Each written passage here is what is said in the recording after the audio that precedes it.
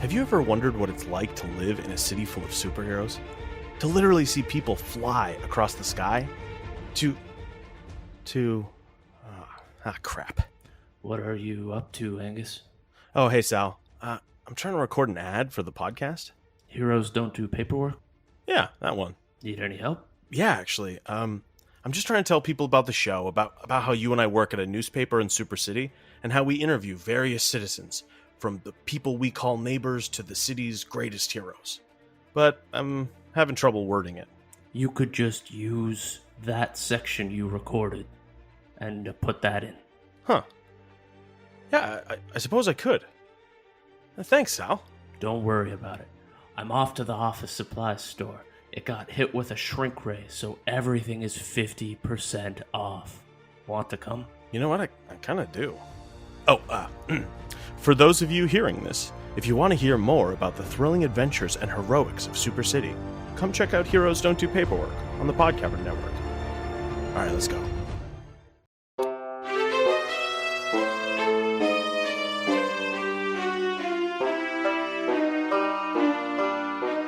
Hi, everybody. I'm Brad. I'm Tang. I'm Laura. I'm Sam. And we are Pixar Pals. You thought I was going to say something else, but you might know us as the Disney Dummies.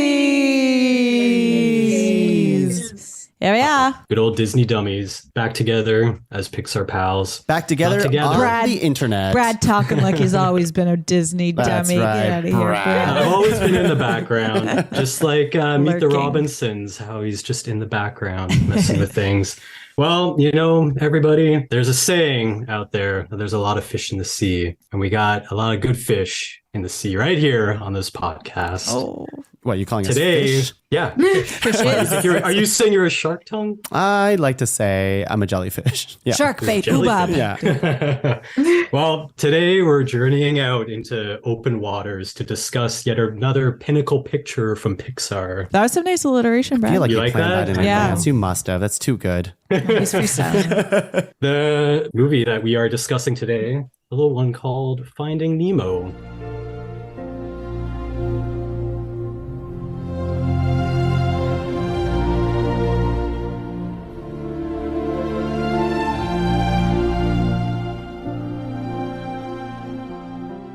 Ooh, event movie. It's an event Event movie. movie. Event movie. We all know it's an event movie, I right? feel like most Pixar movies are event movies. The next one Yeah. sure is, but the one after one sure isn't. So Interesting. Was Toy Story 2 an event movie? not an event movie. Not really, I don't think. For Finding Nemo, when was it released? 2002? 3? 3. Wow. Pwah. 2 years after Monsters, Toy Story 2, Inc.? right? No, Monsters Inc. Yeah, No, sorry. Monsters. That was our last one. I think, I don't know, is this like, yeah, because Toy Story 2 probably like locked in Pixar as a force, and then Monsters Inc. would be their first like big hit movie. Well, not hit movie, but like event Stepping movie. outside. Event movie. Yeah. Who would stepping have outside thought Toy they Story. could have stepped up this much again? Mhm. Yes. It's Yeah, so true. it's a beautiful movie. And raked in that cash. This movie? We'll get to it. Save it. Yeah. Save We'll it. get to it. We'll All get right. there. We'll get there. So I figure I'll get into a little bit of the source material. There is no source material. End of category. But I did find that Mr. Andrew Stanton, who directed this, is Yeah. that correct? And Yes. wrote it. And wrote it. Man of many talents. Came up with this idea because he loved going to the dentist as a little boy and looking at the fish tanks and wondering where in the ocean they came from. Then he got older, had kids, they went to Marine World, saw the Shark Tank tubes and various exhibits, and he was like, hey, you know what? Underwater hasn't been done in computer animation yet. I bet that would look really good. And yeah, so I guess he's just always really liked fish. He's a fish man. Haven't we all? Yeah. Haven't No, we all? we haven't. Sorry, Some Laura. of us aren't into fish except for cartoon fish. Well, You're there's not a lot into of fish cartoon or fishing. birds. Yeah. This is going to be a I rough don't like episode things for that you. can move limitlessly on 3 planes. So snakes? Snakes are 2 planes. Okay. Can snakes fly? So yeah, Andrew Stanton, he got the inspiration for Nemo and Marlin from just him being a dad and finding he was kind of overprotective of his son. And he was like, hey, I should combine my personal stories of overprotectiveness with fish. And that's how you get Finding Nemo. A natural fit. Yeah. It's so obvious now when you Yep. say it. But yeah, so Tong, sir, do you want to take us into summary? I will get Tell us us into all summary. about what this is about. But to help Brad out, because it's his first time hosting, everyone. It's his It first time is. hosting. What? I know he's 5 cocktails deep. He's sweating so much right now. No, he's doing great. He's doing great. But to help Brad out, we should talk about our nostalgia of the film before we get into it. Yes. Yes, And let's. do that. And Brad, as host, what is your nostalgia? Well, I feel like, much like with all of these, I mostly just remember watching it over and over again with my brother. It wasn't until like later on, like the college era ones for me, so coming up, that I remember actually like personally going to movie theaters and stuff. But yeah, I remember watching this a ton. Specifically loved the crush scenes, which I'm sure we'll get to. Dude. Righteous! Definitely quoted that quite a lot. Yeah, that's my nostalgia. How about you, Tung? Yeah, I watched this movie with my sisters a lot. My oldest sister, she bought this, and I just remember this movie being on constantly. And I think we'll get into it, but this movie has just a ton of quotability. I feel like this might be the most quotable Pixar movie ever. I don't know. I'm not sure if you guys agree, but like as this movie's going on, and I haven't seen this movie in well over a decade now, but before then I watched it all the time. But watching it like yesterday, it was just like how I remembered it exactly, like it, as if I watched it yesterday. It was so, I just remembered every single beat of the movie. And yeah, it's a nice warm hug, this movie. And I will say, like, when I was younger, my oldest sister, because she played it so much, and I think I mentioned in other podcasts, I try not to be like my sister, try not to have the same interests as her because it's lame. So I remember being like, I love this movie, but I can't say it publicly. For a long time, I was like that. And then I switched allegiances because I was like, I can't not like yourself. this movie because it's so good, right? But yeah. It's funny though, because we saw my sister yesterday for dinner and we brought up Finding Nemo, and I thought she would have this like major reaction of like, oh, I love this movie, because she put it on so much. But her reaction was much more tempered. Like she was like, I like this movie, but I'm not sure if anyone else does. Like that was kind of her like inflection. It turns out she only put it on so much because she thought that you hated it. And so she was trying to it's a torture revenge you. thing. Yeah. Oh, okay. Well, that makes sense. Best Anyways, Classic sibling. love Finding Nemo. My nostalgia is mint mobile. Minty. Mint Not mobile. unlike the cocktails Brad's been drinking. That's true. Laura, I'll just go to you because you're beside me. Yeah, I have nostalgia for this movie. This movie reminds me of my friend Kirsten's basement. So it came out in 2003, which I believe is the year that Kirsten and I met in grade 10. I think we met in grade 9, but we became friends in grade 10. And we would just hang out in her basement watching Finding Nemo. And we would like blow up her giant inflatable air mattress and just like sit on it and watch the movie. And she would do my hair because it would take like 7 hours to straighten my hair when I was younger. And that would be like our weekend. And we'd have sleepovers and we watch Finding Nemo. Like in terms of actual memories, we might have only watched it once, but in my head, we watched it like 30 times. So I don't know, maybe everything just runs together, hanging out, good times in her basement. But I also have quoted this movie for 2 decades without really realizing how frequently I did it. And so a few quotes that I scribbled down. You're going to say them now? That I'm just going to share a couple that I would like regularly just drop into conversation with no context. Escape.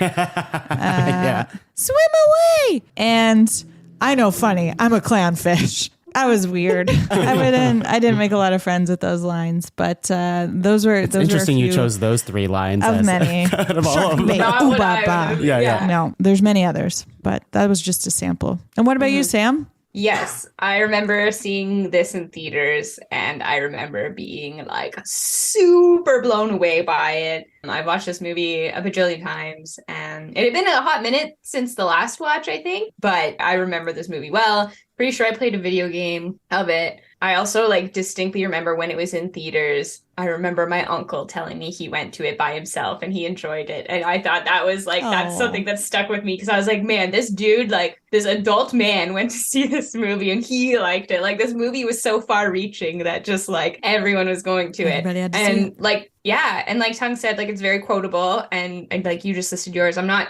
going to go into it. I mean, we can guess maybe as we go through, but Yeah. there's If it happens, just say it out loud. If we get to the part, just say the thing. 2 quotes in this movie that I'm pretty sure I use on a like every other day. I'm quoting this movie. So like obviously resonated and is just like always ever present in my being now at this point. I can hear your voice in my head singing one of them right now, or saying one of them. Yeah, probably. So I'll leave it at that.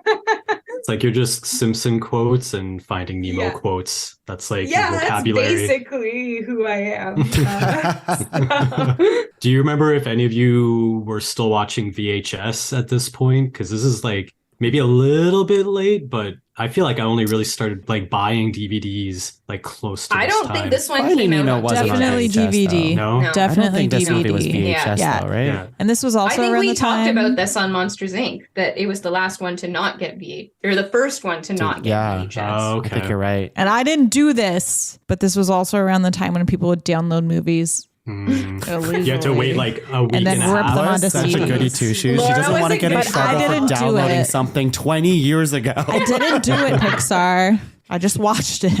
Okay. I downloaded a bunch of movies. Take that, FBI. Yeah. They don't know our address, right? Okay. They know everything. I'll get started on the summary here. You're gonna dive in. Nice. Really good. I was about to cough, but I heard a punchline happening and I didn't want to cough over it. So I'm glad you got that in, Sam. All right. So yeah, I'll get into the summary. And as always, I'll try to make it zippy and we'll wade through this a little bit. Yeah, let's. Yeah. That was also a pun. Okay. So Oceans are too deep to wade. you can't wade in a, you can. Laura. We need the cricket sound. Okay. I got it. You can wade through it. I shouldn't use it on myself. There's but no here we go. crickets in the ocean, Tongue. Everyone, I have a new soundboard and new microphones. So if things sound different this week, it's because things are really exciting right now. Okay, so with Finding Finding Nemo, we open with Marlin and Coral, who are the 2 clownfish who are appreciating their... All right off the get-go. Sam, what alarm was that? That was the Who Fucks alarm. And go on. I have to sound it immediately for Coral. Okay. So everyone, who fucks alarm, as we all know, it's the alarm we sound when a character has that fuck energy. Not necessarily BFE. sexual. In this case, very sexual because she made 100 babies. Thousands. babies. There's so many of them. So we have Marlin and Coral appreciating their new, anemone, Anemone. I can never say it. Anemone. And it's a new house, essentially. And they essentially moved to a new neighborhood and they're really excited about it. They're right next to the drop off, have a great view, and they have 1,000 kids, probably. And they're going to name half Marlin Jr., but one of them might be named Nemo. And the other half will be named Coral Jr. That's it. I love the opening shot of the movie, Yeah. like the long sweeping camera flying through the scene beautiful. through the location. And I also really like the idea of the drop off being like upper middle class and like because you've got the view of the ocean and everything. I enjoyed that. Yeah, totally. That's clever. And yeah, they have this like little cute moment before things go bad, and things go bad quick. And it's, again, this scene is Pixar knowing that they know how to play with feelings now, I think, because in the last movie we had them like playing with our emotions with, Sully and Boo and that whole thing of saying goodbye, and like even them seeing each other in that last little kitty moment at the very end. So it was a really heartwarming thing. Now Pixar's like, how else can we play with our audience's emotions? I know. Let's have this scary fish that's going to attack the main characters right off the get-go and try to eat all of these baby fish eggs. And Coral like sees that this fish is going to go after the fish eggs, and Marlin's like, no, come back inside. Come back inside. It's going to be okay. But she's worried about her kids. Obviously, she's in full mother mode. She goes for it. Angry fish attacks. Marlin tries to tackle this fish, but he gets knocked out. And now we cut to a knocked out Marlin who's waking up, and it's dark. Everything's so much more gloomier than it was at the very beginning of the movie, which was already like super vibrant and it looked really nice. But now it's like somber, and we see all of the eggs are gone. Coral is gone, except one fish egg at the very bottom that has a crack in it that he's going to name Nemo. And then the music plays. Dying. And then I'm just like, what the fuck, Pixar? Already? You're doing this already? That's what I'm saying. Pixar just knows now how to play with emotions.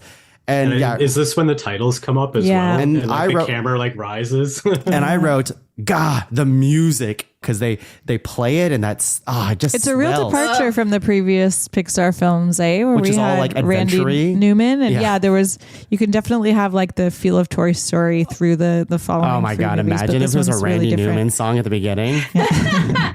I actually have a wee wee here as well because I had written that the score fucks. Okay, yes, fair enough. I agree. I But agree like with you. gently. Yeah, it's a gentle fuck. Yeah. In a makes me cry kind of way. Yeah. but- Yeah. Oh God. One of them. All right. We don't need to ask.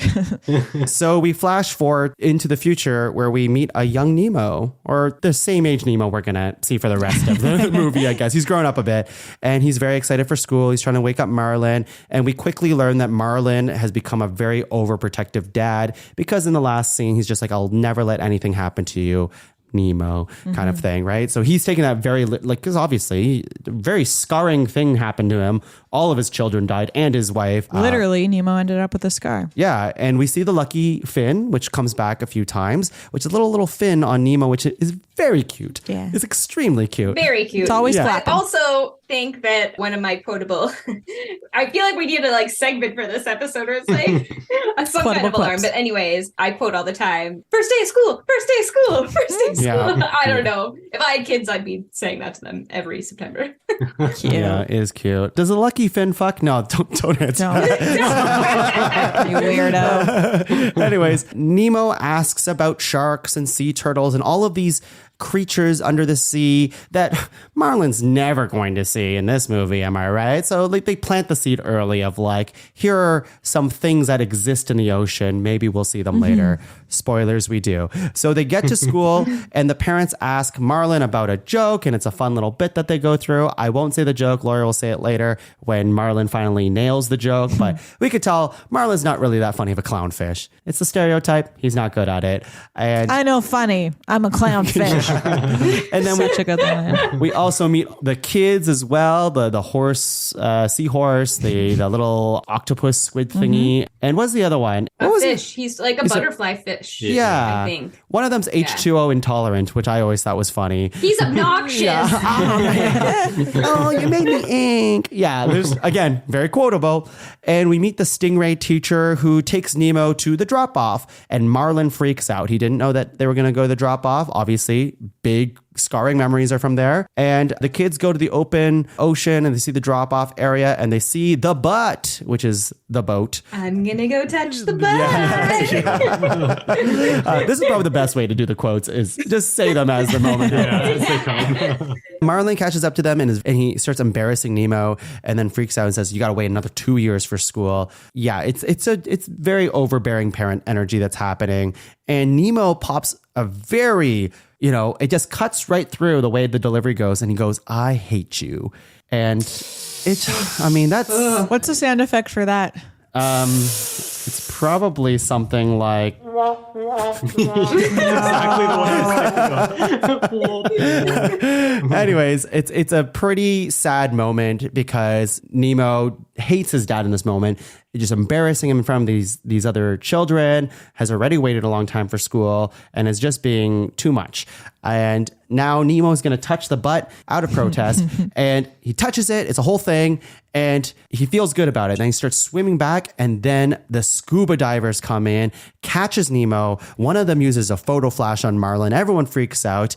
And now everyone's scrambled because these scuba divers Everyone's are here. panicking. And we cut back to like this, not the surface, but the surface of the water, I guess, as the speedboat's going by. A very key moment is that as the scuba diver's putting Nemo in the plastic bag in the cooler or whatever that bin is, his goggles get knocked back and into the ocean. So that's the clue for Marlin to be able to find Nemo. So Marlin chases the boat, can't catch up, asks frantically to every fish that he can where his son may have gone. Where's the boat? And runs into Dory. Nice blue fish. I feel like is this before he starts chasing the boat immediately, does he not? Yes. Because I feel like I have written down the score there is like really good too. You really get the like he's getting tired. Like he like pushes himself to chase his boat for as long as he can. There's that, and it just feels like there's a sense of like he's going as hard as he can, and there's like helplessness. Like there's no way he's gonna catch this boat. The music gets really like serious.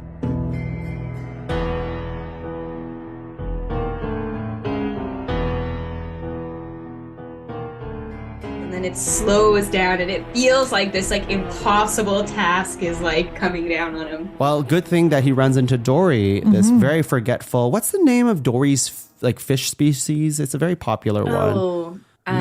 Maybe we can Google that later. Yellow cap bluefin. A blue fish. My brother knows. My brother knows fish. Pacific Blue Tang. There you go. That's okay. It got very popular. All the I'll say, I think this may be a did you know, but I think all the fish got really popular after How this dare movie. you. Anyways, I didn't. You can fill that in later.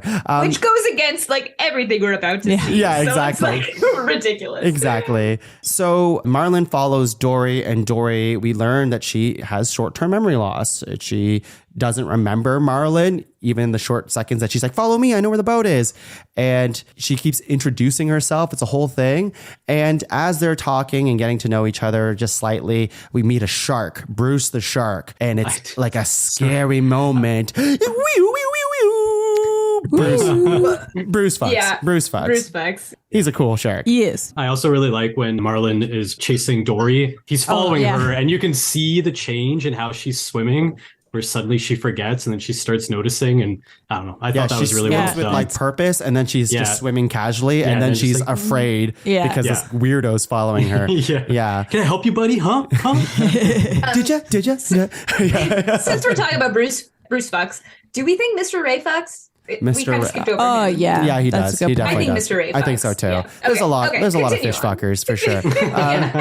So we have Bruce, and he's very intimidating. He's really scary. He's like, come to dinner. That kind of like, I'm going to eat you kind of energy. And then we find out it's like kind of like an AA meeting for sharks where fish are friends, not food. And it's a really fun thing going on in this like pirate ship area surrounded by like minefields, like these not dead mines, but I guess forgotten mines at the bottom of the ocean. And if you touch them, they might blow up. Maybe we'll see that later. But yes, we have a fun scene where all the sharks are coming up saying whatever they need to say at like an AA meeting for sharks that don't eat fish. And they're all supposed to bring buddies. It's all really good. And Marlin's about to tell a joke, the same joke that he's not been able to nail yet. And then he sees the scuba goggles and he's like, oh, if we read this, then maybe we'll be able to find my son. And Dory's like, let me take a look. And then it kind of rubber bands right onto her face. And then she starts bleeding. And then we get a very intense Bruce and then a really thrilling chase sequence, which we get like a number of them in this movie. Yeah. His pupils like dilate and go all black. It's so scary, creepy. but also really cool. Like I love this so sequence. terrifying. And then as he's chasing them, and they're just like little fish. He's a giant ass shark, and his like other buddies are trying to stop Bruce, but Bruce is like, "Fish is on the menu tonight, boys." And it's a whole thing. After like a thrilling chase and all this other stuff, basically, I think Dory hits like some sort of switch or something because they're in like a missile silo or whatever. And the missile comes out and hits the like one of the mines, and then boom, explosion happens. Those mines in the video game were hard. That was like a part in the game. And I feel like, Brad, as we were watching this time, we were both like, ooh, this would be like a fun video game. But I think this was in the video game that I played where you had to like swim and dodge the mines. And it was like actually quite challenging. There's definitely a Finding Nemo video game. I remember what you're talking about. There was. This is also the scene which Dory reads a sign that says escape. Escape. Which is the beginning of us learning that she can read. She can read, which is cool. And now we cut to Nemo. So this story is split into basically two, which I think is really a good way to tell the story. Because if we just left Nemo out of it, like we lose like such a great part of the movie. You might say we lose Nemo. Yeah, but we'll find him. We'll find him.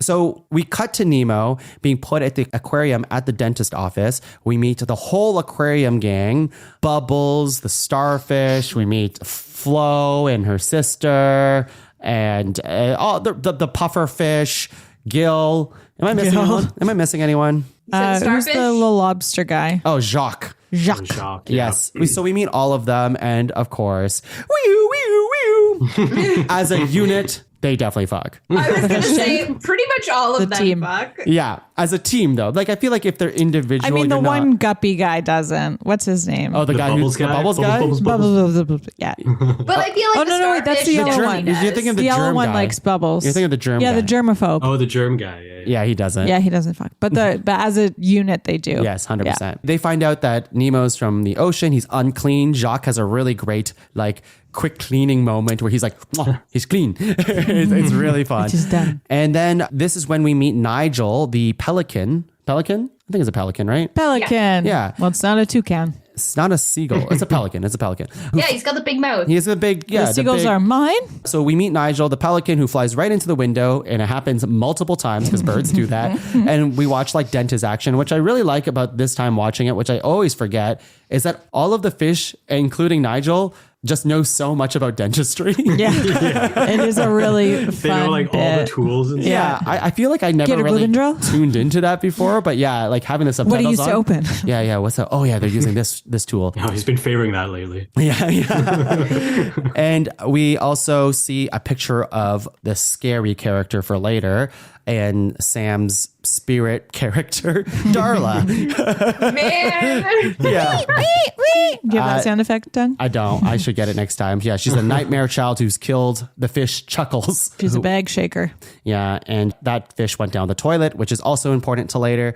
And Gil notices Nemo can get sucked into the filtration system. Like out of nowhere, Nemo's just sucked into it. And Gil's like, you can do it. Focus, believe in yourself. All these like encouraging words for Nemo to like take some action for himself for once, because he's been overprotected. He's never had a chance to And prove convince him himself. he doesn't need help. And he doesn't. He gets out. And it's a really good Nemo moment, I think. A little growth moment for him. And they all cheer, and Nemo's made some friends. So we'll see them in a bit. So we cut back to Marlin and Dory, and the mask is dropped to the bottom. And now start hearing the song, the very famous, quotable, Just keep swimming. This is Just one of keep- my yeah, this every is what other I heard day. you singing. I feel like, yeah, every day at work when everything's on fire. Just keep swimming.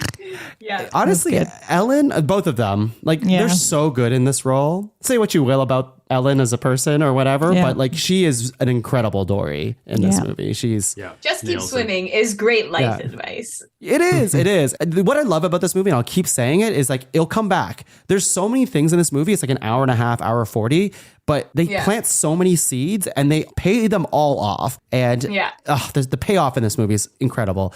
So, anyways, they drop the mask or the goggles to the bottom.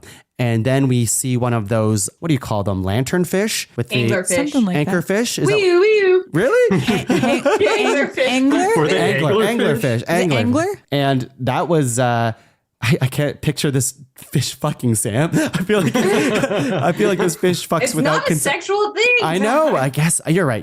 It's not. So, anyways, there's another kind of like action sequence where Marlin finds out that Dory can read in this moment, and he's like, "Read the mask," and he's like distracting this fish as Dory's reading the mask, and then she's able to read. And I'll let Sam and Laura quote it, or Brad, you're able to say the address too, because I feel like this address is burned into everyone's memory. P. Sherman? 42 Wallaby Way. Sydney. Very good, everyone. And We did it. we hear that a lot. So they stop the fish with a mask. It's a thrilling thing. Really cool moment where Marlin's able to like get the mask around the anglerfish, and now the anglerfish can't escape. My friend and I always had like an inside joke around anglerfish. It wasn't even a joke. She's just horrified of them. So I'd always show her pictures of them, and she's like, "Why? Why?" And They're then we saw this scary. movie, and You're a she was, terrible like, person, Sam. mortified. Yeah, I know. So we go back to Nemo in the aquarium, and it's like the coronation of Nemo, and we see Ring of Fire, that whole scene. And Mount Wanahakalugi. yeah, shark bait. Ooh, ba, ba, doo. That's my favorite part. That is also very quotable. Yeah. And Nemo has a new name. It's Sharkbait, and he went through the Ring of Fire. And now that he's part of the gang for real, Gil's going to hatch a plan for them all to escape with Nemo as their ringer. And now we go back to Marlin, who wants to go off alone and break off from Dory. And now She's slowing him down. yeah, and we meet a school of fish, actually. I'm not sure. Yeah. Well, especially because they have, what's his name? John Ratzenberger. Yeah, so Ham's voice. Yeah. Who else's voice in Monsters, Inc.? Who was he in Monsters, Inc.? Was he the Yeti? Yes, Yeah. you're right. You're Yeah. right. Anyways, this school of fish, they operate as one entity essentially. Yeah. And they're ragging on Marlin for being kind of like a wet blanket, but they love Dory. But then Dory's like, he's not so bad. Can you help us find like his son? Which way is Sydney? And they point him in the right direction. And there's a lot of cool, like you guys might talk about this in animation angle, but there's a lot of cool shit going on with these school of fish just turning into different like arrows. They can turn to arrows. They can change their facial expression as one fish. Really cool. They become the Sydney like sign together. And you got the Yeah. It's just good shit. Anyways, they have to find the EAC. But before they do, they have to swim through a trench, but not over it. But Dory kind of forgets immediately what they should do. And they see a ton of jellyfish above No, Dory doesn't forget. She's like, I have a feeling we should swim through this trench. And Marlin you're does right. not listen to her. I would No, he say she doesn't. forgets in the sense that she wasn't completely confident in the information she was She's given. like, I have a really good feeling But she has a about gut it. feeling. But Marlin, you're Yeah. right. Marlin's like, no, it's quicker to go this way. But they see the jellyfish, which is terrifying. We were telling my mother about jellyfish yesterday. And anytime we bring up jellyfish, she launches into the whole 10-minute story of how I got stung by a jellyfish. Jellyfish are terrifying, everyone. If you've never been stung by a jellyfish, avoid it. It was around my leg entirely, close to my penis, I will say. And it was not good. It was not good. It hurt a lot. They say you have to pee on it and all this other stuff. I forget what was happening. I just remember we were going crabbing, which I've never done before and never done since. And then I came out being like, oh, there's a white thing on my leg. Oh, and it was completely around my leg as a kid. And it sucked. It's not good. But they didn't pee on you. My parents, Did someone pee on you? no one peed on me. They just took it off, which I also feel like that's the wrong, the wrong They should choice. have peed on you. They should have. Someone should have peed on me. I mean, What's the thing? You get vinegar, right? Pee. Instead of pee. But you don't actually have to pee on it. There's something else. no one's just carrying vinegar with them when they get stung by But it. on We're the all beach. carrying pee. Yeah, we're all carrying pee. There's the chip shops by the beach. Yeah, well, usually want to get it off really quick, this jellyfish. I would never be able to pee under so much pressure. Yeah, I also would feel uncomfortable if you were peeing on me, because then you'd have to like swat. It'd be a whole thing. I don't have to give everyone the whole image. Not the way I do it. You'd have to pee like a dog. That's what you'd have to do. Oh, God. So we see the ton of jellyfish, and they make a game out of it. Dory jumps on like the top of the jellyfish. It's really fun. I feel like that's part of the video game. Yeah, we skipped the squishy. I will Oh call you yeah, Squishy that's if you another want. great yeah. quote. Yeah, I shall call him Squishy. Yes. And he yes. shall be mine, You will and be he my shall be my squishy. squishy. That's right. And you will be Which my is squishy. part of the jellyfish, but that was the tiny jellyfish. Right? You're right. Yeah, and we the also first one. we learned that Marlin has like an immunity because he lives in the. But yeah, they make a game out of it because if you jump off the top or you bounce off the top, then you're safe. So they're going, and Marlin wins the race. He feels really good. It's a harrowing sequence of chasing once again really fast. But then we're like, oh shit, Dory's in there still. She did not win the game. She's in fact losing. And Marlin had to go back in for her, just get stung the shit out of himself to get her and then just come out of it. And he's able to get through with Dory, but he passes out as soon as that happens. And that's when we cut back to Nemo. And they're all waiting at this time for the dentist to take a shit, essentially. And so then we can see the plan, Operation Pebble Plan. That's what I wrote here. But it's all boils down to stopping the filtration system so it can get super dirty and basically using a pebble.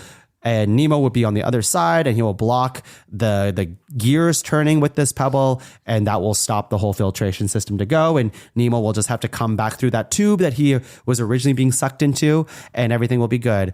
And yeah, everything is going well until it doesn't. And they have to save him using one of the aquarium vine things. And it's a pretty scary moment for Nemo because he would have been owned if that went bad. Would have been slice-a-roni. Yeah, it's like a giant fan death type of situation. Not good at all. Sashimi. Sushi. Yeah, exactly. Luckily, they saved him, but Gil's feeling super disheartened because he was like, Nemo was my chance, but I should never have put him in through harm's way. Tartar. He endangered a child. He endangered a child, but he really wanted to go out because he's made many escape plans before and they've never worked. And I think it was because they had this affinity of both having a bad fin. And so he was like, well, I have a bad fin too. Stop me. You never stop me. He says in a really cool way.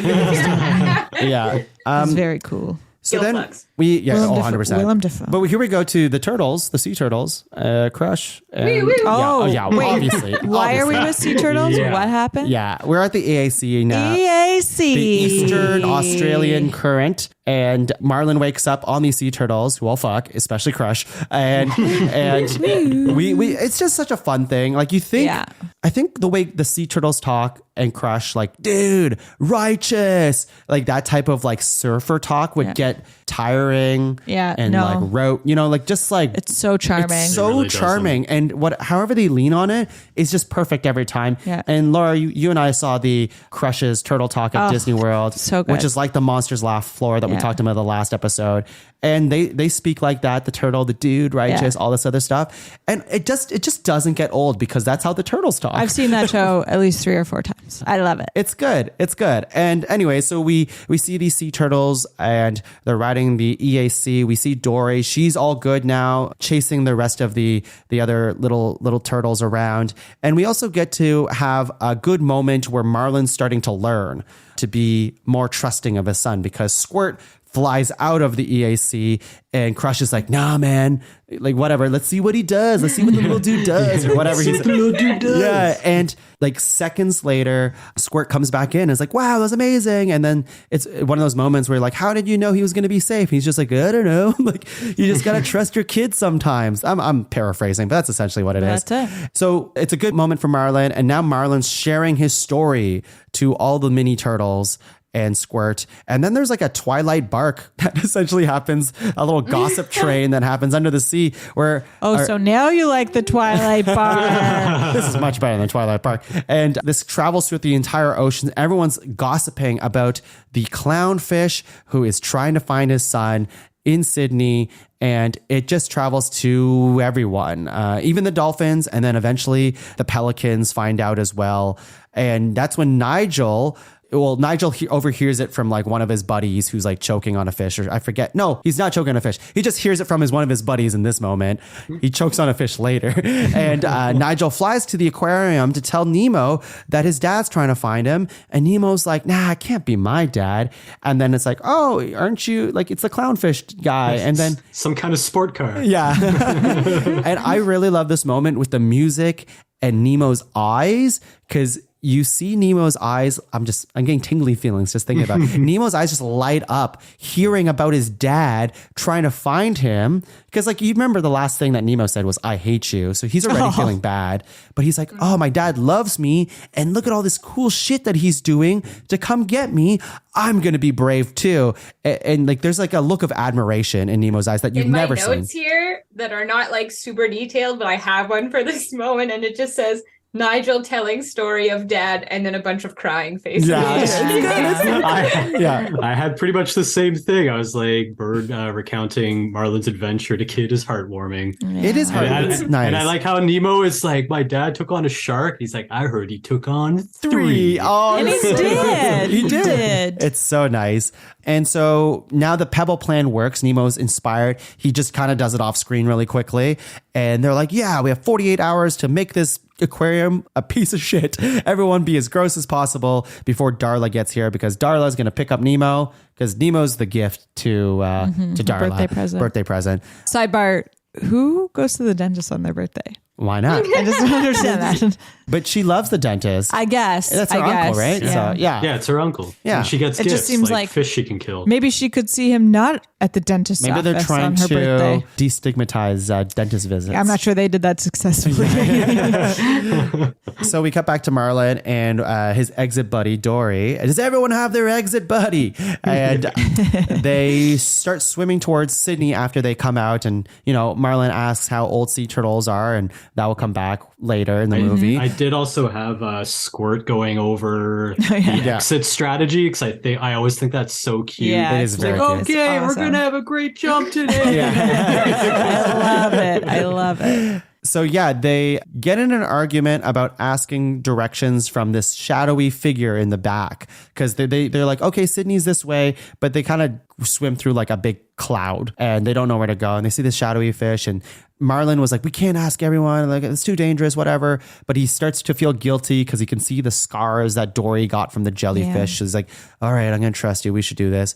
And then the shadowy fish turns out to be a whale. And this is when we get a ton of whale talk. Yeah. No. I have a question about this. So the water's kind of like cloudy now. Is that because they're now in the harbor and it's polluted? I think Is so, that, yeah. is that what's Maybe. That was going my on? understanding, yeah. Because it's just cloudy all of a sudden. I was just thinking that the ocean's really big and some parts could be cloudy. Yeah, I thought it was, the Okay. harbor. I also like how Dory has different dialects for different whales. Yeah. Where she's like, orca. maybe it's humpback. Yeah. It's a fun thing that she does. It's a fun bit. And again, another one of those things that could get tiring in this movie, but I think they do it just enough times to make it still fun.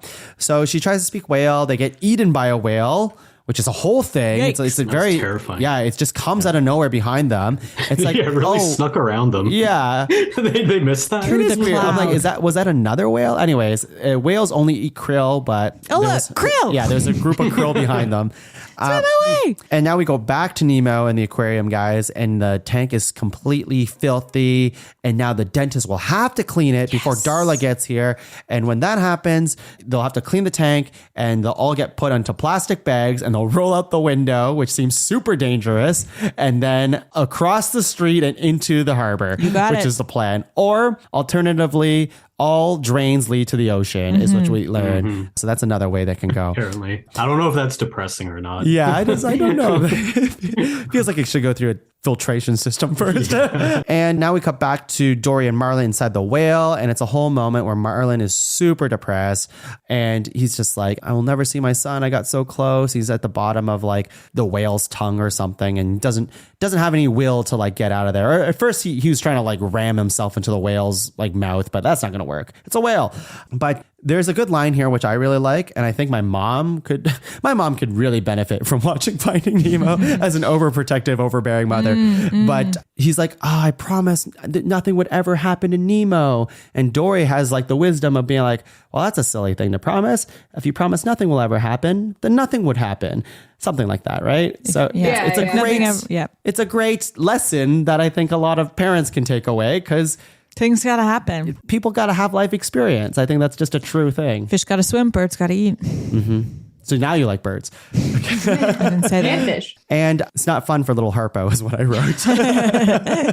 Dory getting Nemo's name wrong constantly is really funny.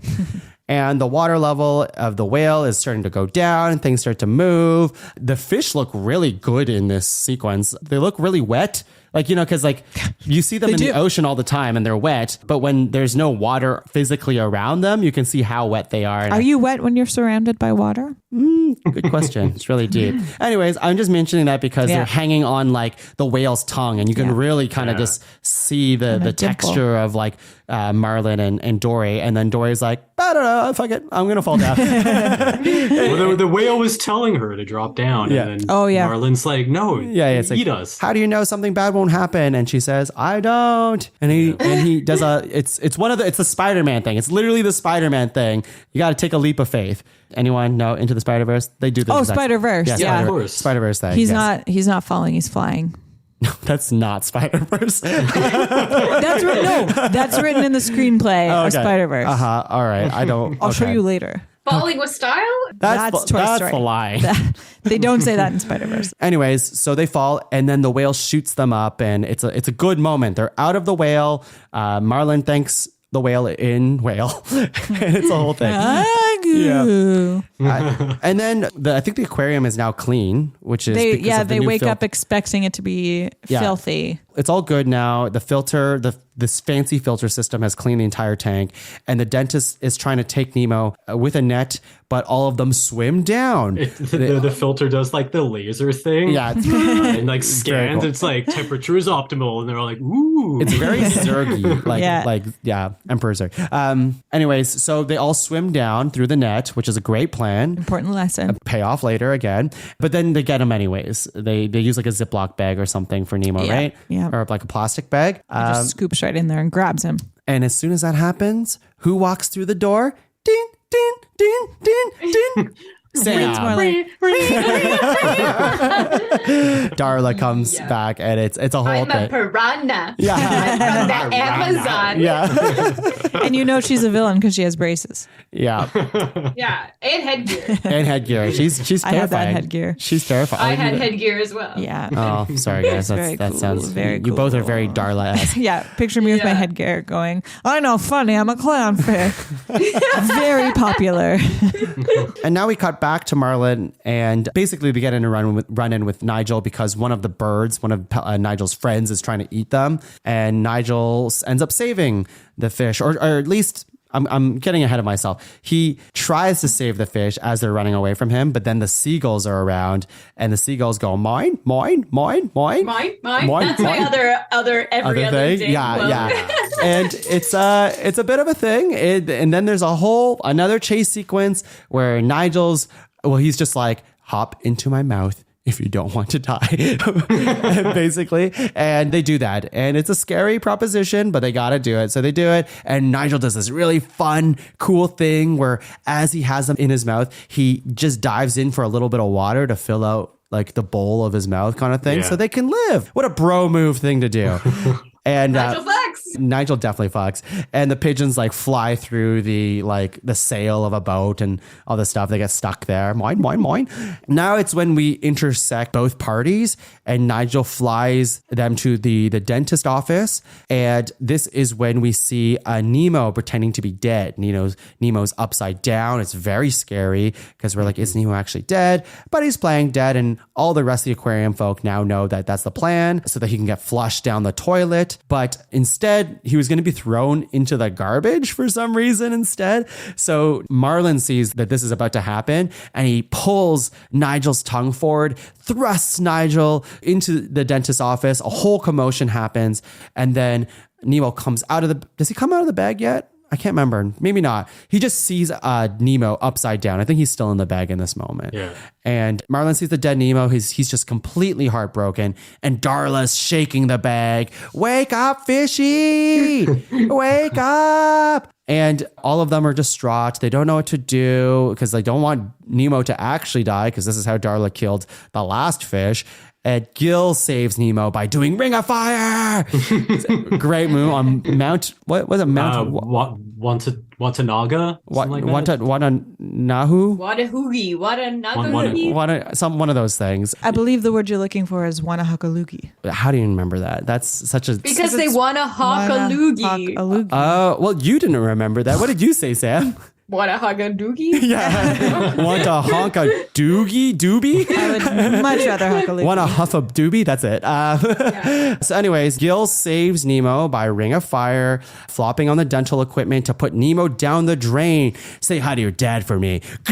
And then he goes down So the drain. badass. Very badass. And then the dentist saves Gil, puts him back in the aquarium. It's a good thing. And there's a fun bit where the kid in the waiting room is watching what is happening. He can't see exactly what's happening, but just in complete chaos and equipment being flown everywhere. It's While waiting to go And in for his hearing own appointment. screams. yeah, it's a really fun Poor bit. kid. You know, that's another Sam is Darla moment because I feel like I remember screaming in the dentist so loud that my mom would be in the waiting room, like looking around, like knowing it was her child. Oh boy, it's a great bit. And then we're almost there. So Nigel drops Dory and Marlin back into the ocean. It's a very depressing thing. This is a very sad moment, I think. I bet you Sam's crying. I feel like she's crying here. So Marlin's depressed and they want to go their separate ways. And Dory's like, you can't leave me. You're like the first person. Like, I look at you and I can feel it. I look at you and I'm home. And you're like, oh, come on. Come on. She doesn't forget when Marlin's around. It's a very touching moment in the movie. And anyways, we cut to, and Marlin just goes, he hears the moment. He's just like, Dory, see, I'm too much of a sad dad. And Nemo comes out of the pipe where these like crab creatures are trying to like what is the clawing or trying to get the bubbles or whatever. Looking for like little gross remnants of things. That's it. And Dory reads the pipe that says Sydney and it triggers the memory. What's the Be Sherman 42 while we wait, Sydney. Thank you. And now Dory's like, oh, you're Nemo. Oh, this is great. We've been looking for you. You're not dead. And then she threatens the crabs, which is like a really badass Dory moment where she like hangs the crab up to the seagulls where they go, mine, mine, mine. And then the crabs say which way Marlin went. And now Dory and Nemo reunite with Marlin. It's a really great moment that is completely taken over right away by the giant net that is catching all of them. And this is another good moment where everyone's getting caught. Dory's caught especially. Marlin and Nemo are fine. And Nemo can squeeze in and he's like, I have a plan. You have to trust me. You have to trust me. Oh, and I should say, like, the entire movie, Marlin has been doing like a line that says like, you think you can do these things, but you just can't, Nemo. Yeah. He says it twice, including to Dory at one point. But here's his moment to be like, you can do this, son. You can. Out of everything that I've learned through this lesson, we can do anything in this world if we believe hard enough. Anyways, they all swim down. Just keep swimming. And Keep swimming. I love how that moment swimming. organically happens too. It's just like such a good lesson we learned in the beginning. And then when you hear Marlin go, just keep swimming, and every fish is saying, just keep swimming. It's really nice. And all the fish get out of the net. Then we see a Nemo that's on the ground who are like, oh no, did Nemo die? That would really suck if Nemo died at the very end of the movie. Second fake out of the movie. Oh my God. Yay. But he is fine because Marlin's telling him about how old sea turtles are. And then Nemo's like, well, what was the buddy's name that didn't know? Anyways, Nemo's just like Sandy Plankton. Sandy Plant. Yeah, something like I think that's a SpongeBob thing, but something like that. It's like, well, this guy says that it's only 100 years old. It's like, well, did I swim the entire ocean not to know how old sea turtles are? And it's really nice. And then we get kind of like an epilogue of sort where we cut to Marlin now really excited for school. Wake up, Nemo. Wake up, Nemo. They go to school. Marlin nails his joke, and I'll give you guys the opportunity to say the joke if you remember. With fronds like these, who needs anemones? Well, that's the punchline. So it's good. You just give the punchline. He's just give the punchline, no context. Hey, watch the movie if you want to hear the actual setup for the joke. Sandy Plankton is both a SpongeBob character and Nemo's friend. Oh, is it? Yeah. Oh, that's nice. Okay, so Marlin nails the joke. Everyone's has great energy to them. Dory is very confident now, or not confident. She is like happy because she's with her shark friends. She's now part of the shark gang too. So Bruce drops them off. So this is the last moment of the movie where Nemo gets on the stingray, Mr. Ray, starts going off, and then he's like, oh, wait, I forgot to give my dad something. And it's a long hug. And it's really nice. It's drawn out and it's just like, you can let me go now. It's like, okay. And then we pan up into like just a beautiful, just fade out ending where you see Mr. Ray fade out into the distance of the ocean and then the end. Perfect. Beautiful. I wrote the ending is great. It's so good. It's so good. And then we get the post credit, but it's not even post credit. It's just post scene where we see the aquarium folk make it into the harbor. They did it. Their plan worked. They're all in bags. And it's so funny because they're like, what now? And they're just floating in bags. Yeah. And that's Finding Nemo, everyone. Yay. Wow. Yay. We found him. Great summary. I feel like I just watched the whole movie yet again. You know, it was visceral, Tom. Thank you. Just a brisk 40-minute summary. Damn it. I thought I was going quick. I loved it. Reminisce the whole time. I very much enjoyed it. Well, Laura. Yeah. Do you want to jump in with some Pixar particulars? Now, are they called particulars this week? I'm not afraid to make a few points. Are they Pixar points? I think we made a new unofficial rule that we'll now change the title of Pixar Particular. It's like Pixar Particulars presenting Pixar points, I guess, this week. And next week will be something else. Oh, let's use our P words. Before I dive into that, I forgot to ask, you all like the movie? Yes, I liked the movie. Oh, Loved it. Yeah? A plus plus plus. It's great. Yeah. It's beautiful. All the underwater, like the texture of the water and everything. It's beautiful. I think the rewatchability says a lot about it as well. It's like like we all said, we watched this movie a lot, and like it had been several years since I watched it. But I remember being like, I don't know, can you get sick of this movie? But then coming back to it, I'm like, nah, this still hits. Yeah. Like it's still incredible. So It really is one of Pixar's Timeless. best movies. Like maybe we'll do top 5. Well, we should do top 5 Pixar movies one day, but definitely it's just, there's just so much going for this movie. It is another one of those lightning in a bottle, I think, situations where they just had the perfect concept and story and writing and animation, and it all just came together perfectly. And like I said earlier in the summary, I think the payoffs in Finding Nemo are just so good. There's so many, again, seeds that are planted, things like the sea turtle things, the idea that we might meet sharks one day, the whole just keep swimming, the whole swimming down thing. It all comes back, and the it's quite visuals wonderful. are nothing like we'd ever seen. Like the idea of, I think even like, I mean, we were all a little older seeing it, but still the magical feeling of being underwater and in the coral reef and stuff. Like I feel like we hadn't even got close. Like we would have had Little Mermaid, but it's not quite the same. This movie really like immerses you in being in the coral reef, which is just so cool. And the amount of different fish that they meet along the way, like it is very impressive. And the adventure that they do, they do so much in this movie. They go so many places. It has so many strengths, and I can't stop thinking about like how much work we saw on screen through all of the Disney animated features in terms of the development of water. And then Finding Nemo just jumps in there, swinging their dicks around like, look what we can do first try. No problem. Their big old whale dick. For sure. It's bananas. It's bananas. Anyways, Laura, go back to your points. But yes, I will. I'll share a few pointers. I don't know. Here's my first point. When you type, so I usually Google like name of movie plus fun facts to start my research, my in-depth research.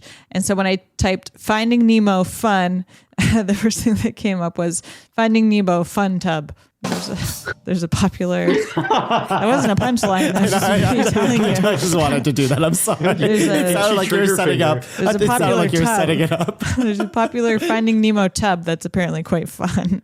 Okay. Any guesses how many Oscars Finding Nemo was nominated for? 4. Yeah. Oh. Can you name them? Best animated Feature, which it won. It was the first Pixar film to win Best Animated Feature. Score. It did not. It only won animated feature. Oh, okay. Sound editing Okay. and original screenplay, which I didn't realize Toy Story was also nominated for. I thought that was pretty cool. So we covered some of these points in not nostalgia source material. We chatted a little bit about how the beginning of this film, like they really dive into it. With the death of Coral right off the bat. But that wasn't actually how Andrew Stanton, who wrote the story, intended it. He intended for Coral's death to kind of be revealed in a series of flashbacks. But then he realized if you don't have that context from the very beginning, Marlin is a much less likable character if you don't know this background. So And that's interesting because he's already like off the top a harder main character to follow because he's just such a stick in the mud.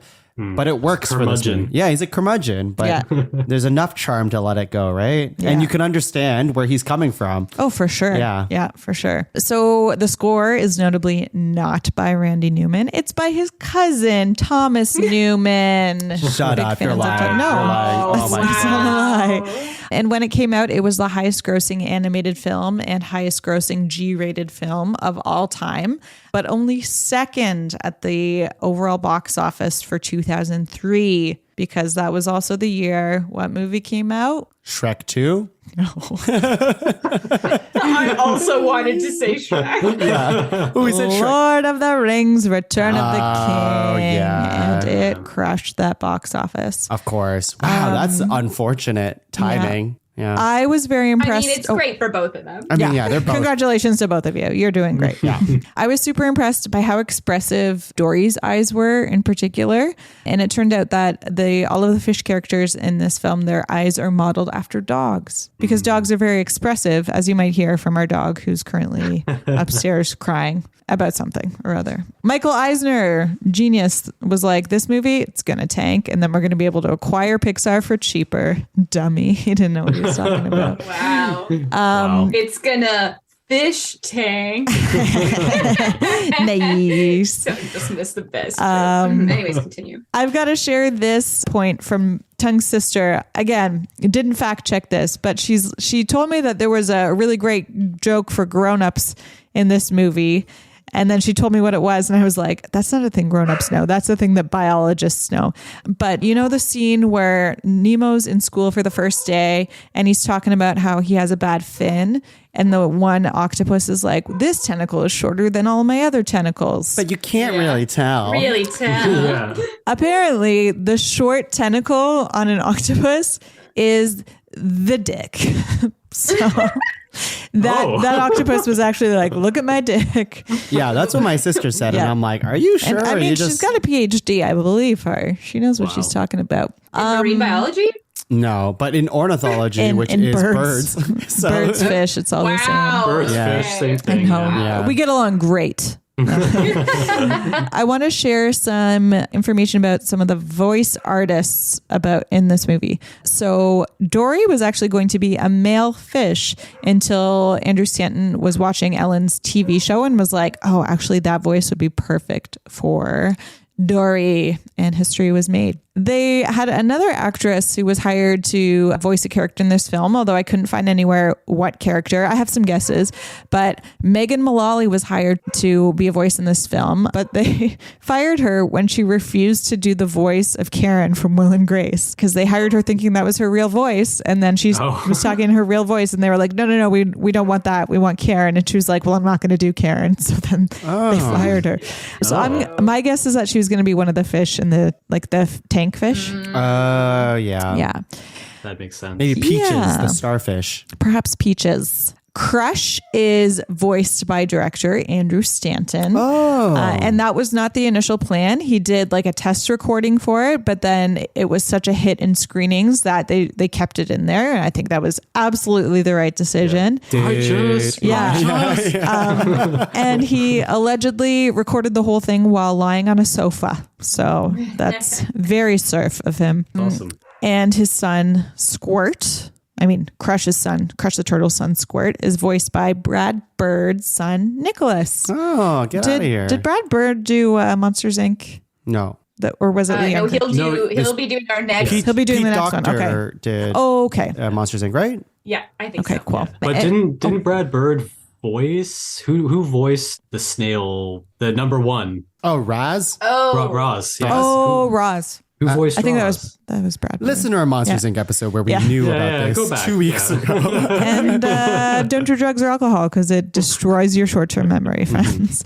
So lastly, I want to talk about a little fish named Marlin. Originally cast as Marlin was William H. Macy, who actually recorded dialogue for the character before Stanton decided, Will, not right for the role. Unrelated, William H. Macy is currently being sued by his neighbor for approximately $600,000 for cutting down his neighbor's trees without permission. Who cuts down their neighbor's trees? So good riddance, William H. Macy. Meanwhile, Albert Brooks, who was the eventual voice of Marlin, continues to be celebrated for his work on The Simpsons, playing beloved villain Hank Scorpio. oh yeah. Oh, Scorpio. yeah. Also, can confirm Brad Bird is not Roz. Roz is actually voiced by, though there is a Finding Nemo tie-in here, Bob Peterson, who voices Mr. Ray in Finding Nemo. And will voice a dog in a future Pixar film. And we'll get there eventually. Interesting. Dog. It's all connected. It's Anyways. all connected. Question: who has Brad Bird voiced? Nobody? Okay. I don't- Nobody We knows? don't know we who don't Brad need to Bird know. is. We then. don't need to know. Let's pretend we don't know who Brad Bird He is. doesn't exist. That's fine. Yeah. You don't know who Brad Bird is. No, he's definitely worked on some of the stories, but those are my points. Those are my Pixar points. Do I win any points? Yeah, that was great. Wow. You that got sounded 7 sarcastic. points. How many points do you want? I'll take 7. 7's pretty good. 7. Yeah, 7 more than I have. Fantastic points. Thank you, Laura. Now, Sam, we're going to go over to you, and I guess maybe I'll jump in a little bit here and there for animation angle. All right, thanks, Brad. I don't really have a ton to talk about here. Obviously, we moved leaps and bounds with water in this. I don't have any like hardcore technical facts on it at all. Things I read were like sometimes it looked too realistic and they need to tone it down for a cartoon. Don't know how real that is, but anyways. Really? Yeah, I mean, I this could is see like that. way before. Yeah. Yeah. And like listeners at home, like this is like way before Moana and stuff. Like we haven't seen water in this 3D capacity, I don't think, like this at all. So it's pretty crazy. It's pretty nuts. Water is the big like buzzword for this one. But other than that, I have that for, and again, I would have to ask the pros over at Pixar to fact check this, but I did read that Pixar's ocean unit, they have a whole ocean unit over there, created a new system of shading, which they called, this is a made up word, but I really like it. They made up a new system and they called it transblurency. That definitely sounds made up. That checks out. Right? It does. But I could see why they would call it that because it's to make a see-through but blurred kind of, they describe it much like frosted bathroom windows, you know, those tiles you used to see a lot more. So that's what they use to do the jellyfish, because all the pink jellyfish are like not quite transparent, but they're like a little blurry. They're so And like cool. to give them that jellyfish look, they called their shading system transblurency. I like it. And then my last one is Bruce the shark has 202 teeth in his mouth, each which can be animated individually. Now, the fact says can be animated individually. I don't know if anyone would have actually animated. For listeners at home, without getting too bogged down in details, you can usually peg up things. So if you're grabbing one tooth, then you can like peg up and you'll grab like 5 teeth or a row of teeth or whatever. There's like a hierarchy. I highly doubt they were tweaking that many. They weren't going to go in and tweak Every 202 tooth, teeth yeah. for every frame, but you could if you wanted to. Cool. And they That's called all I got. that That's all I got. technology. I got nothing. I was going to make it Yeah. It's a tooth terrifying joke, but- as a tooth. It's terrifying as teeth and sharks go, but it's terrifying as far as animation goes. Yeah, as that's a well. lot of teeth. What's more scary, a shark or animating that many teeth? Animating that many teeth. Oh, wow. Okay. now we know. Sharks are pretty scary. Yeah. Sharks are pretty scary. Sharks are pretty scary, but Sam's more scared of animating that many teeth. So. I went swimming with sharks in South Africa On purpose? once. Oh. Yeah, it was pretty awesome. Whoa. Sam didn't want to come though. How many teeth did they have? I couldn't count them, but next time I will. Next time. I'll report back. Yeah. Next time, Yeah. just punch yourself in the nose underwater and see what happens. Yeah, see what happens. Just reach in there and open them up. I liked that. I'm sure we all noticed, but they gave the fish eyebrows, which fish don't. Oh, have that's why not, they were so expressive. not like furry ones, but like the skin moves, Like the as flap, though- like the Yeah. I don't know. Yeah, so they can, especially Dory, you could really see it on Dory, and their eyes are more front facing, whereas fish have eyes on the sides of their heads. Like predators have eyes on the front of their heads, but they definitely did that for, appeal and make them feel a little bit more humanistic to get the emotions. So yeah, I feel like the designs must have been really tricky to nail down to go from like realistic quote unquote fish to something in cartoon that looks appealing and works. I liked it. Fish Dog eyes. eyes, It's good. like Laura Yeah. said. Little Dog puppy eyes. eyes. Studying their pets' eyes. Yeah. So Great. I guess we're predators because we have eyes at the front of our faces. Mm-hmm. We have killed a lot of things as a species. I would That's assume true. we are. Yeah, That's true. Yeah. Our bad. we are the evil fish at the beginning of the movie. We're the barracuda. We're the barracuda. Hot take. We're not there yet. We're not there. I'm sorry. Not quite. We're getting there though. I guess I will now take it into 5-star, 1-star. Oh shit! So take it away, Brad. Thanks, Brad. And here we go. I think I That kind was of want to funny. start with the 5-star because the 1-star obviously cracks me up, So we've got from Pizza Cat O Fish Crouch. This is good. We've never done this before. Read the username. I like this. We should do this. Swimming with sharks is a whale of a time. Nice. As charming as it is beautiful, Finding Nemo is a joy, both visually and cinematically. The characters are so appealing and sweet that you want to hug in every one of them, Nemo and Dory in particular. But the film transcends above just a generic animated film, for there are lessons to be learned by it too. The film often tells a children's tale from an adult's point of view, with risky situations and emotional soul searching, putting stress on a disjointed family. Gorgeous to look at and utterly adorable, Finding Nemo sets the standard for how animated movies should be. Animated movies should being terms of entertainment value. I feel like that's off. Thought-provoking messages of how too much protectiveness on the parent's side will repel, but no matter how independent a child or fish believes themselves to be, they'll always need their parents. Aww, So that's a pretty nice solid one. That's paraphrase nice. review. It's nice that very Brad long. chose a Pizza Cat. nice real 5-star to read, where we Yeah. always be like, we always choose the ones that just make fun of other people. Well, now let here we me go. get to Let's get it. 1-star review by I Miss Cinnamon 2004. 1 star, terrible. I hate this movie. It was awful. I wish I would have saved my money on it, so now I would probably have money to go see a cool movie like Spider-Man 2. Nice. The Just Keep Swimming song was stuck in my head all night after I saw the movie, even though I'm sort of a kid myself. I'm 13 and I still thought it was really dumb. And by the way, the whole "we are friendly sharks, we don't eat fish" thing was really, really stupid. Wow. Yeah. I Miss Cinnamon 2004. We don't miss you, Cinnamon. No. Cinnamon? Like Yes. Cinna? Like It's like C-I-N-E? C-I-N-N-I. Oh. Yeah. Okay. All right. So interesting take. I don't know if that's Incorrect. going to top any of our hot takes, Certainly not. which we can now easily segue into. Are you saying we're Hot- getting too Hot hot? takes. Hot takes. Brought to you by The Ring of Fire. Shark bait. Yes. Do I do does the Yeah, host, do I you go usually first. start with the Yeah. hot takes? If you got one.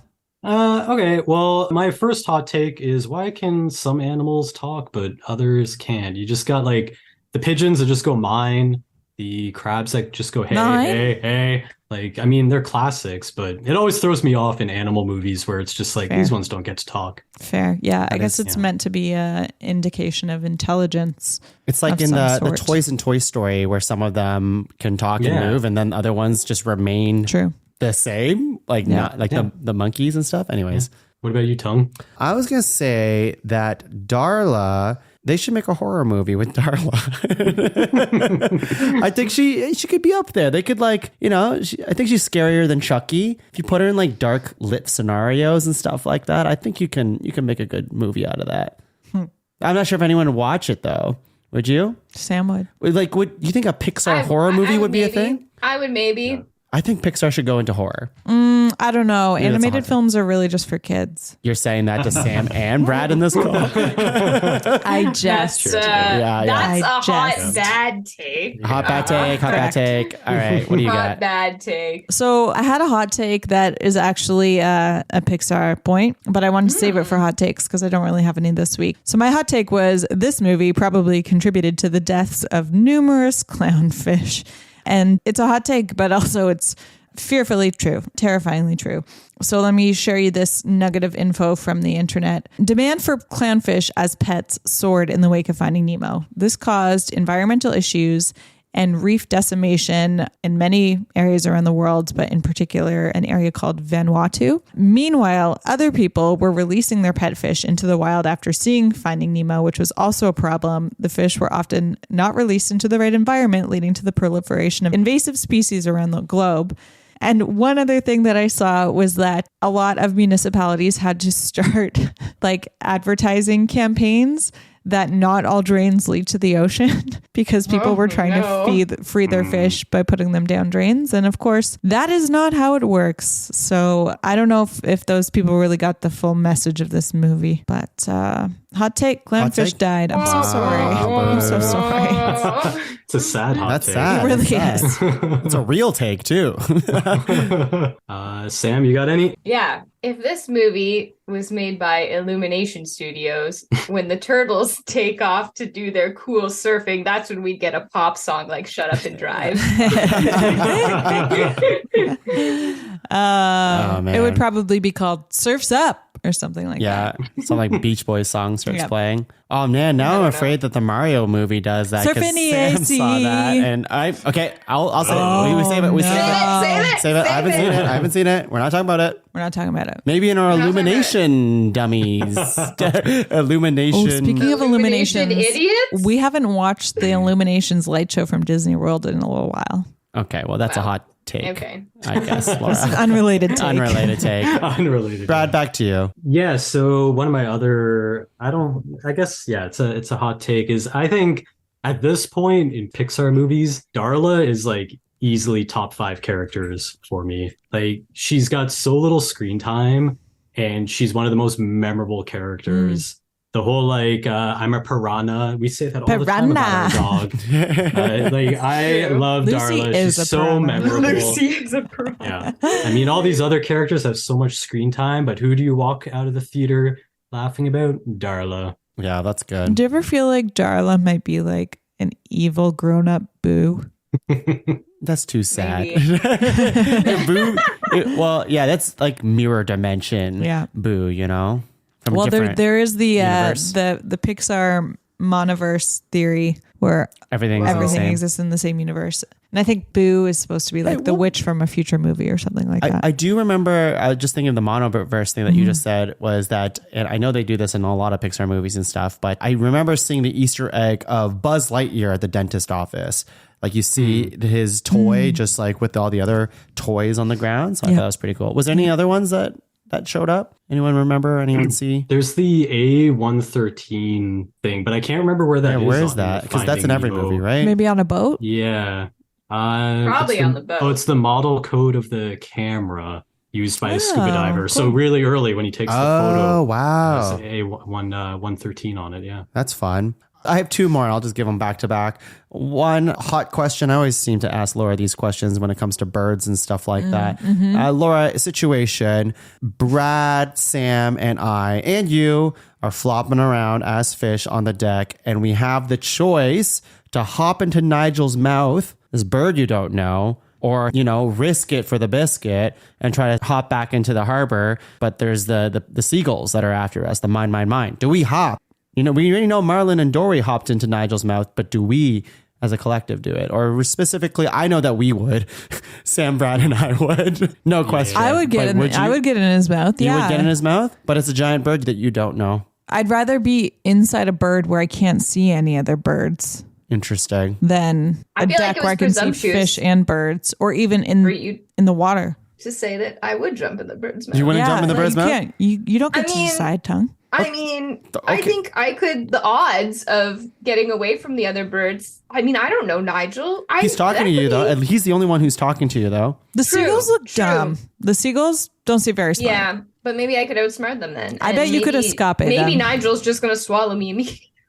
All right, Brad and I will live, and you two can. You guys can do your own thing. No, I guess if you guys are all going, I'm going. I think it's a split decision, like kind of thing. We don't have time to discuss. We just do whatever. I think we this wanna is do. a little bit like my stance on the zombie apocalypse, which is like I just want to die as soon as possible. Yeah, but that's Wow.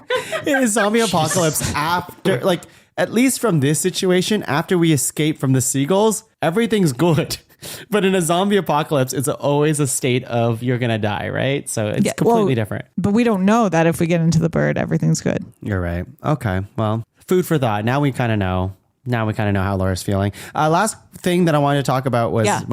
It's a hot move. And Oh. it just came to my memory as a hot move. Like a romantic move? It's a romantic move. You might say it was. I don't think I've pickup? ever told. It was a. Okay, I've never told Laura this. Go on. My first girlfriend I ever had. We used to watch Finding Nemo a little bit, and I remember making a very bold move back in the day. I'm not embarrassed, but other people were. Was that I was like, you know what? We love Finding Nemo. She loves pets. I love pets. She keeps talking about turtles. I'm gonna get her a pet turtle. And I bought her a pet turtle from one of those places, the one in the mall or whatever, no.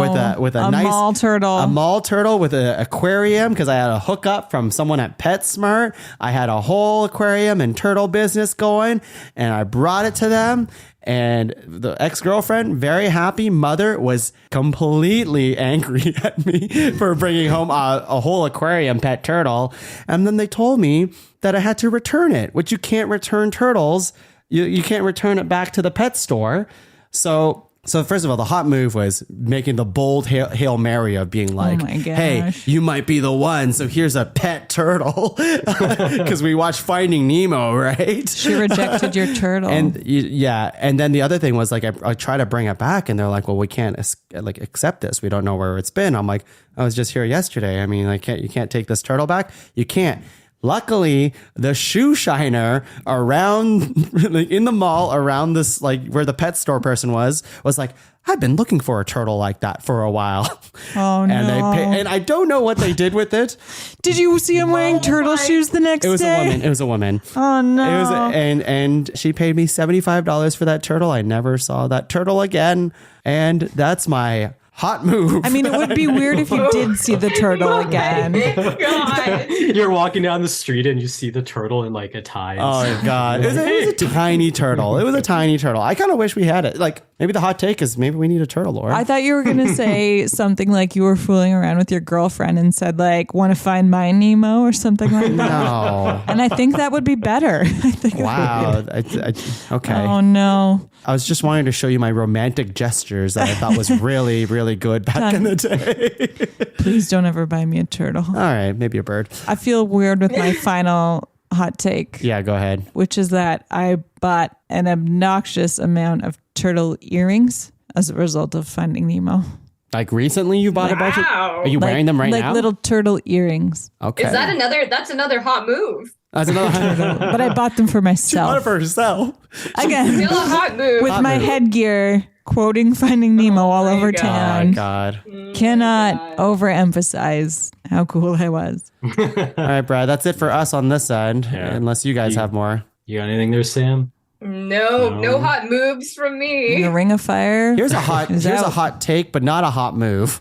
Is that, and this will only play for us in this call here, but this entire call, whatever's happening with Sam's background, which is Finding Nemo background by everyone, by the way, it's cutting her hair in a way that makes Sam has floating. like short hair, and it looks really good. But also it'll kind of appear out of nowhere and so it looks like it's floating behind Like you. right now, you got Captain Marvel like vibes to me. Like right yeah, now, Carol true. Danvers right now, and then earlier you had ScarJo in like Infinity War. Anyways, I just want to say Hot take, Sam's hair. Hot take, Sam should cut her hair off. It's a hot move, actually. No. I'm not coming on to you. I don't have my turtle with me. Oh boy. Right. Well, yeah, I don't have. I don't know if it's a hot take, more of a hot thought, maybe. But the fish in the tank, the one that loves bubbles, do you think he would be happy in the open ocean at the end? Because he loves his bubbles. Where is he going to get bubbles? Is he going to go hang out with the crabs by the pipe? By the pipe? Yeah, he probably just Definitely a bubbles. pipe. Yeah, Definitely He's a pipe fish now. I think On that the germ fish is screwed. There's got to be bubbles somewhere in the ocean. Yeah, air bubbles. You never heard of them? Wait, what body of water are they in? The Eastern Australian current. Yeah, that's No, it. but that's found The within... EAC, obviously. Yeah. The EAC, obviously. In Sydney. It's near Sydney. It's the one right next to it. What body of water are they in? Wakalugi. It's the ocean. You know, the Is it the Indian Ocean? Anyways, Brad, you want to to... be the Indian Ocean. Indian Yes. Ocean. Sorry, Indian Ocean. it is Okay. it is the Indian Ocean. Yes, Cool. yes. I panicked. Well, anybody else got anything they need to desperately say about Finding Nemo, aside from how good it is? No?